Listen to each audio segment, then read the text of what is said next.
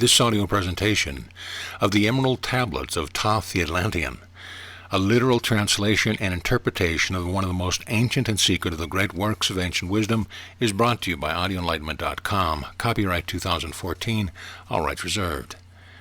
Preface to the original, The Emerald Tablets of Thoth the Atlanean. The history of the tablets translated in the following pages is strange and beyond the belief of modern scientists. Their antiquity is stupendous, dating back 36,000 years BC. The writer is Thoth, an Atlanean priest king who founded a colony in ancient Egypt after the sinking of the mother country.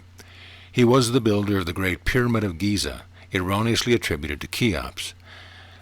In it he incorporated his knowledge of the ancient wisdom and also securely secreted records and instruments of ancient Atlantis.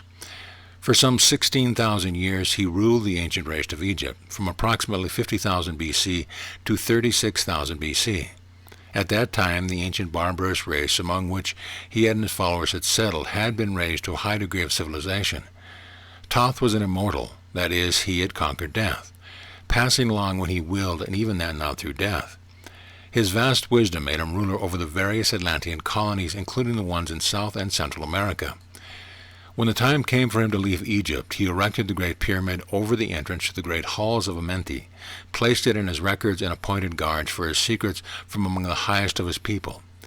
In later times, the descendants of these guards became the Pyramid Priests, by which Thoth was deified as the god of wisdom, the recorder, by those in the age of darkness which followed his passing.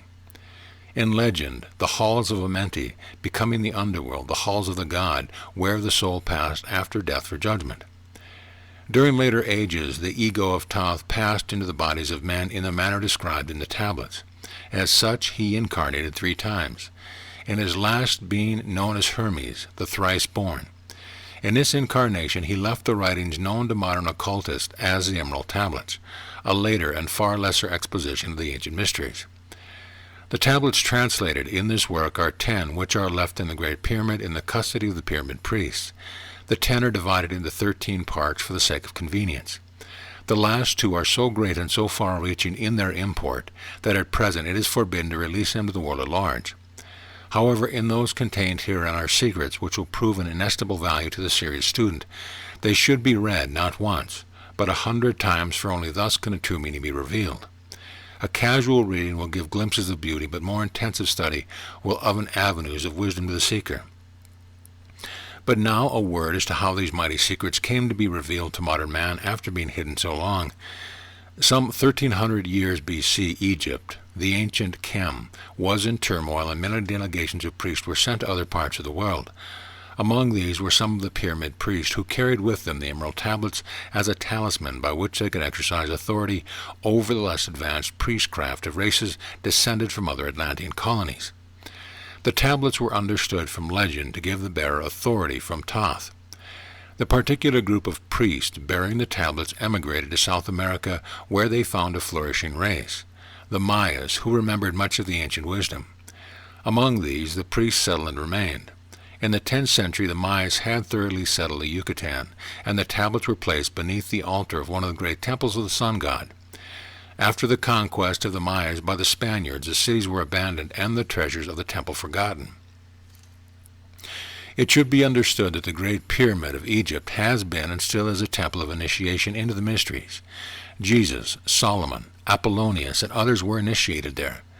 The writer, who has a connection with the Great White Lodge, which also works through the Pyramid priesthood, was instructed to recover and return to the Great Pyramid the ancient tablets. This, after adventures which need not be detailed here, was accomplished. Before returning them, he was given permission to translate and retain a copy of the wisdom engraved in the tablets. This was done in 1925, and only now has permission been given for a part to be released. It is expected that many will scoff, yet the true student will read between the lines and gain wisdom.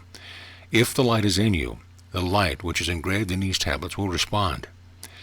Now a word as to the material aspect of the tablets. They consist of 12 tablets of emerald green, formed from a substance created through alchemical transmutation. They are imperishable, resistant to all elements and substance. In effect, the atomic and cellular structure is fixed, no change ever taking place. In this respect, they violate the material law of ionization, Upon them are engraved characters in the ancient Atlantean language, characters which respond to attuned thought waves, releasing the associated mental vibration in the mind of the reader.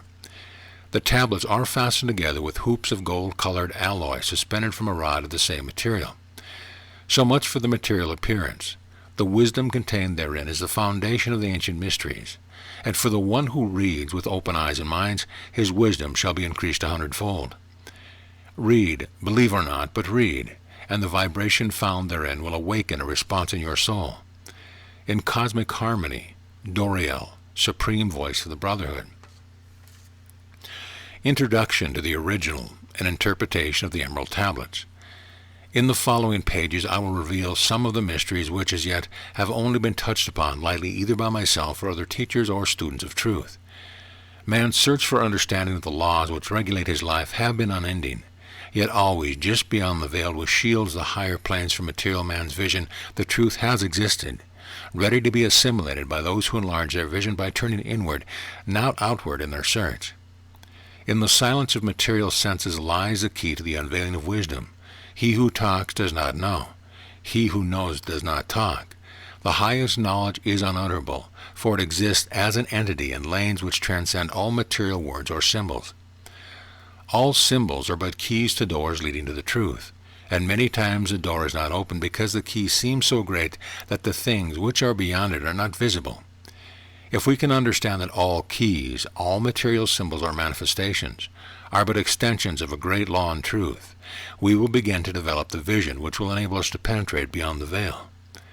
All things in all universes move according to law, and the law which regulates the movement of the planets is no more immutable than the law which regulates the material expressions of man. One of the greatest of all cosmic laws is that which is responsible for the formation of man as a material being. The great aim of the mystery schools of all ages has been to reveal the working of the law which connect man the material man and man the spiritual. The connecting link between the material man and the spiritual man is the intellectual man, for the mind partakes of both the material and immaterial qualities. The aspirant for higher knowledge must develop the intellectual side of his nature, and so strengthen his will that he is able to concentrate all power of his being on and in the plane he desires. The great search for light, life, and love only begins on the material plane. Carried to its ultimate, its final goal is complete oneness with the universal consciousness. The foundation in the material is the first step. Then comes a higher goal of spiritual attainment. In the following pages I will give an interpretation of the Emerald Tablets and their secret, hidden and esoteric meanings. Concealed in the words of Thoth are many meanings that do not appear on the surface. Light of knowledge brought to bear upon the tablets will open many new fields of thought. Read and be wise, but only if the light of your own consciousness awakens the deep-seated understanding which is an inherent quality of the soul. In the threefold light, Doriel. End of introduction.